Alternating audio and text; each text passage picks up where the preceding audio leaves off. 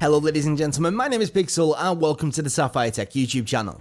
Earlier today we uploaded a video looking at the performance of our Sapphire Pulse RX 5600 XT running the recently released Call of Duty Modern Warfare Battle Royale mode Warzone. After being taken back by the performance, I decided that it would be a good idea to also check the game out using our Sapphire Nitro Plus RX 5500 XT, again at 1080p and looking at both maximum settings as well as some very low competitive settings.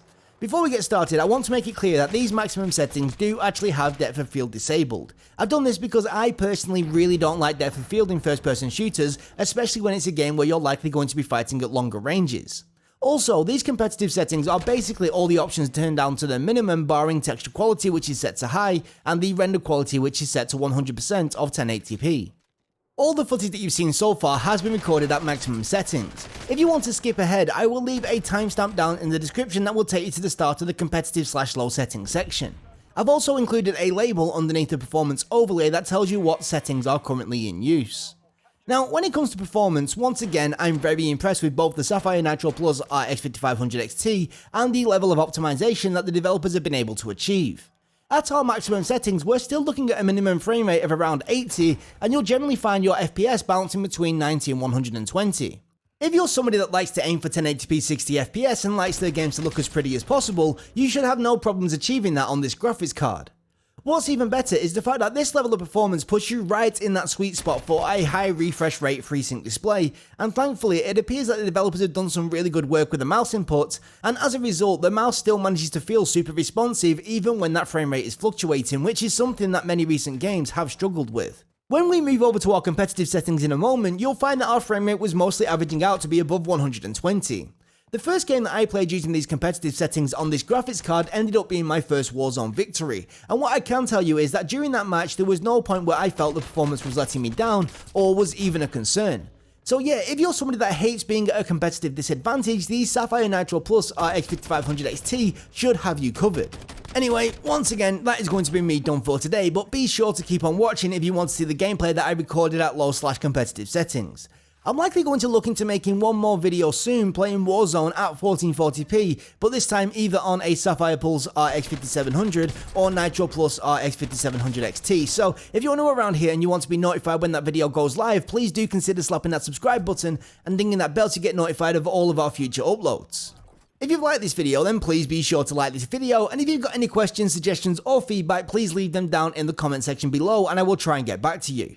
As always, from myself and everybody here at the Sapphire Tech YouTube channel, thank you so much for watching, enjoy the rest of the video, and until next time, we'll catch you later, bye bye.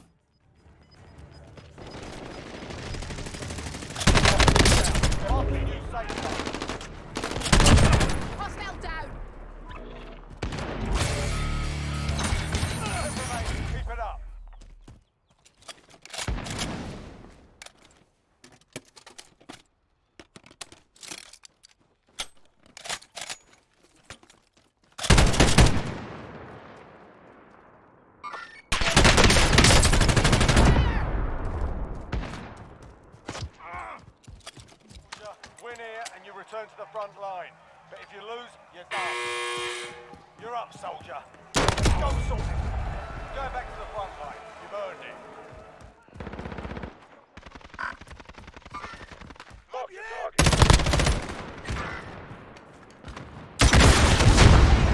Right there.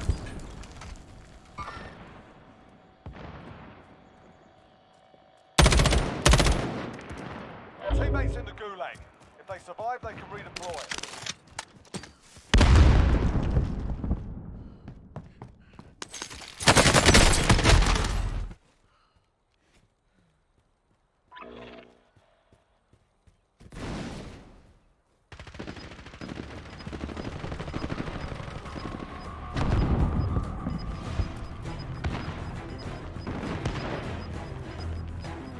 Gas is moving in. Use safe zone located.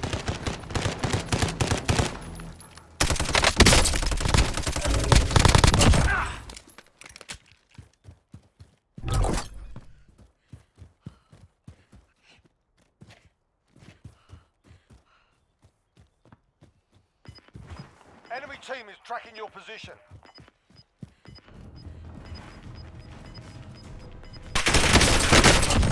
More enemies remain.